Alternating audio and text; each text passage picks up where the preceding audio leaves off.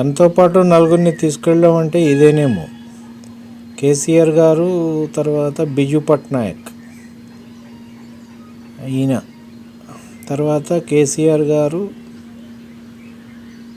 జగన్, తర్వాత కేసీఆర్ గారు, ఠాక్రే, కేసీఆర్ గారు మరియు అరవింద్ కేజ్రీవాల్, వీళ్ళంతా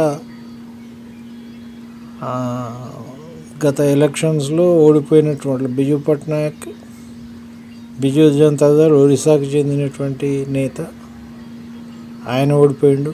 అక్కడ బీజేపీ వచ్చింది. ఇక్కడ వైఎస్ జగన్ ఆంధ్రప్రదేశ్కి చెందినటువంటి ముఖ్యమంత్రి ఉండే, ఆయన ఓడిపోయిండు. ఠాక్రే, ఈయన మహారాష్ట్ర ముఖ్యమంత్రి ఉండే, ఆయన ఓడిపోయిండు. కేజ్రీవాల్ ఢిల్లీ ముఖ్యమంత్రి ఉండే, ఆయన ఓడిపోయిండు. సో